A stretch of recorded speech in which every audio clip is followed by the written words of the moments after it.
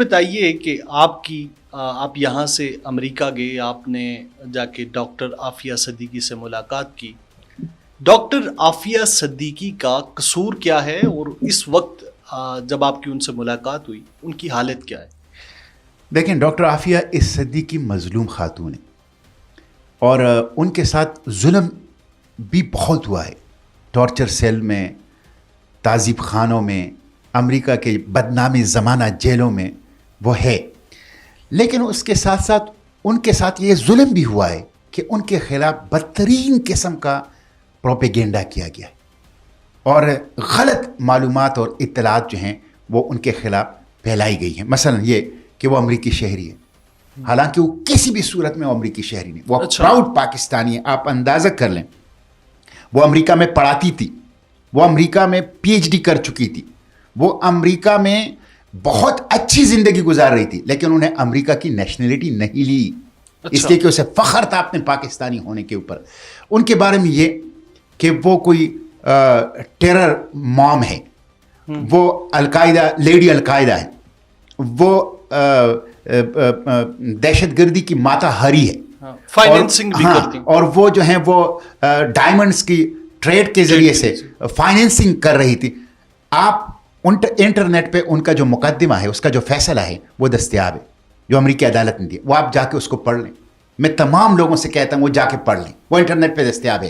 اس میں کوئی الزام یہ نہیں لگایا گیا ہے کہ یہ 9/11 میں ملوث تھی، یا القاعدہ کے ساتھ ان کا تعلق تھا، یا یہ فائنینسنگ کر رہی تھی ٹیررزم کی. ان کے خلاف جو چارج شیٹ ہے وہ یہ ہے کہ غزنی میں ایک خاتون ملی جسے افغان پولیس نے اٹھا کے غزنی پولیس اسٹیشن لے گئی کہ وہ مشکوک خودکش بمبار تھی. اور وہ خودکش بمبار نہیں تھی، اس کے ساتھ کوئی جیکٹ نہیں تھا، وہ ایک خاتون تھی، برقعے میں تھی.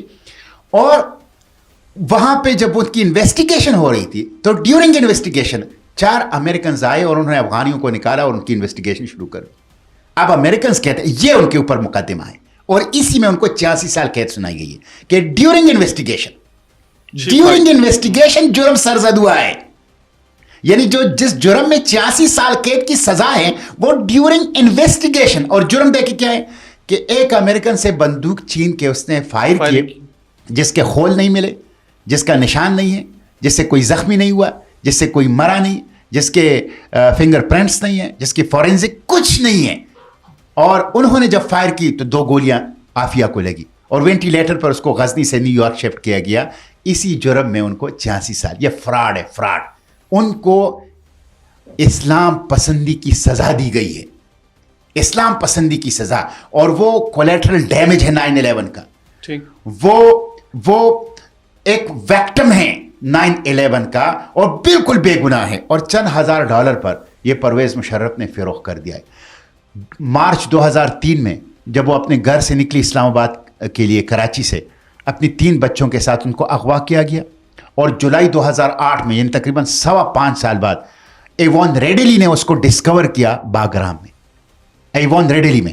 اب یہ پاکستان کے ایجنسیوں نے، پرویز مشرف نے ان کو فروخت کیا تھا امریکہ کو، اور وہاں پر ان کو بدترین ٹارچر میں رکھا گیا. اور پھر باگرام سے اور غزنی سے ان کو شفٹ کر دیا گیا، غزنی اور غزنی سے پھر شفٹ کر دیا گیا ان کو نیو یارک.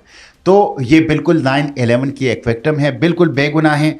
اس وقت وہ آسانی کے ساتھ آ سکتی تھی، یعنی اس وقت اس کی وجہ ہے کہ کلیمنسی پٹیشنز جو ہے اس کی فائل ہو چکی تھی ان کے. لیکن وہ تو مرسی پٹیشن بھی جو ہماری تھی وہ ریجیکٹ کر دی صدر بائیڈن. کیوں ریجیکٹ کر دی؟ آپ کو پتہ ہے بائیڈن نے 8500 لوگوں کو معافیاں دی. جی، اپنے بیٹے سے شروع کر لی اور قاتلوں کو معاف کیا، بینک ڈکیتی کے مجرموں کو معاف کیا، چین کے لیے جاسوسی کرنے والے چینی باشندوں کو معاف کیا، اور اپنے سابق chief of general staff general mic ملی اس کو ایڈوانس میں کہ ابھی اس کے اوپر کوئی چارج شیٹ نہیں ہے، کوئی جرم ثابت نہیں ہوا، کوئی سزا نہیں ہوئی، ایڈوانس میں ان کو اور اپنے خاندان کے لوگوں کو معافیاں دی.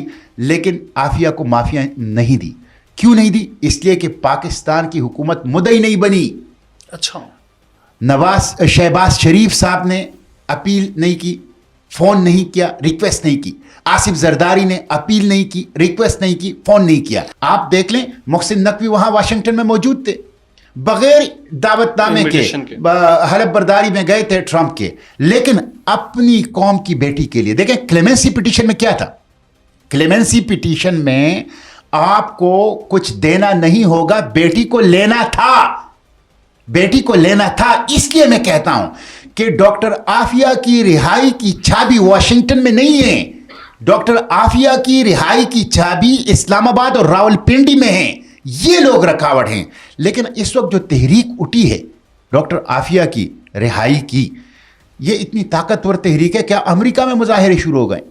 अब हालिया दौर में यानी रिसेंट पास्ट में, माजी करीब में, उस जेल में जिस जेल में डॉक्टर आफिया कैद हैं, अमरीकियों ने सैकड़ों की तादाद में 2 दफा मुजाहिरे किए, 2 दफा। अमरीका के अंदर एक आलमी तहरीक, 16 लाख से जायद लोगों ने, 16 लाख से जायद लोगों ने जो बाइडेन को ऑनलाइन पिटीशन सबमिट की डॉक्टर आफिया की रिहाई के लिए, जो कि एक रिकॉर्ड है।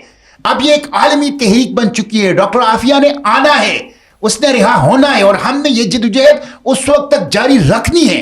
मुझे डॉक्टर फौजिया सिद्दीकी ने डॉक्टर आफिया का स्कार्फ दिया है, अच्छा, डॉक्टर आफिया का दुपट्टा दिया है, और मैंने ये जद्दोजहद जारी रखनी है। डॉक्टर आफिया को उस जेल से निकाल कर उनके सर पर वो दुपट्टा, वो चादर, वो स्कार्फ रखकर, उसके बगैर इंशाल्लाह हम आराम से नहीं बैठेंगे। आपने फ़लस्तीन के हवाले से आवाज़ उठाई, अब सीज़ फायर का मायदा हो गया है। आप क्या समझते हैं नई जो ट्रंप इंतज़ामिया है, आप मुतमईन हैं कि जो मुआहदा हुआ है अब फ़लस्तीनियों की जानें जो हैं वो कम जाएंगी? देखें, फ़लस्तीनियों ने 468 दिन एक जेनोसाइड का सामना किया। Amnesty international, UN, ICJ, ICC सब कह रहे हैं ये जेनोसाइड था, जेनोसाइड। 2 लाख लोग शहीद हो गए हैं, जिसमें से 80,000 10 साल से कम उम्र बच्चे हैं, 10 साल से कम उम्र बच्चे। ये दुनिया का वाहिद जेनोसाइड था जिसे बराह रास्त पूरी दुनिया के अवाम अपने टेलीविजन स्क्रीन और अपने मोबाइल स्क्रीन पर देख रहे हैं। और ये जेनोसाइड भी था, उसके साथ एक्कोसाइड भी था। एनवायरमेंटल जो एजेंसीज हैं दुनिया के, वो कह रहे हैं कि 30 लाख दरख्त काटे हैं इसराइल ने गजा में और फ़लस्तीन में, और उसमें अक्सरियत जैतून के दरख्त हैं। जैतून वो मुबारक दरख्त जिसका जिक्र कुरान में, जो सकाफत है, जो तहजीब है, जो मुजाहिमत की अलामत है, जो वहां की कल्चर है, उसके साथ भी इसराइल ने दुश्मनी की।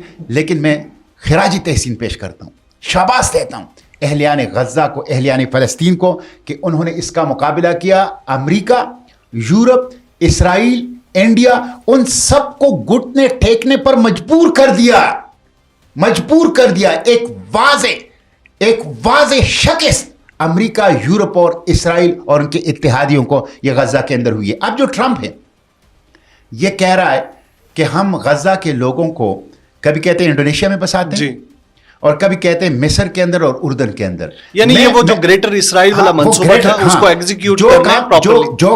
जो काम वो लोग बंदूक से, बदतरीन जेनोसाइड से, बदतरीन जुल्म से हासिल ना कर सके और वहां शिकस्त खा गए, अब वो मुस्लिम हुक्मरानों के जरिए से करना चाहते हैं। और मैं उनसे कहता हूं 200 ममालिक से जो सहयूनियों को लाकर फ़लस्तीन में आबाद किया है ना, उनको अमेरिका में बसाओ, इसराइलियों को अमेरिका में बसाओ, इसराइलियों को यूरोप में बसाओ, इसराइलियों को ग्रीनलैंड में बसाओ। फ़लस्तीन फ़लस्तीनियों का है। 1967 की प्री बॉर्डर गर्दान भी नहीं मानते, 2 स्टेट सोल्यूशन भी नहीं मानते। फ़लस्तीन फ़लस्तीनियों का है, पूरा का पूरा है, किसी को इस पे हक नहीं है।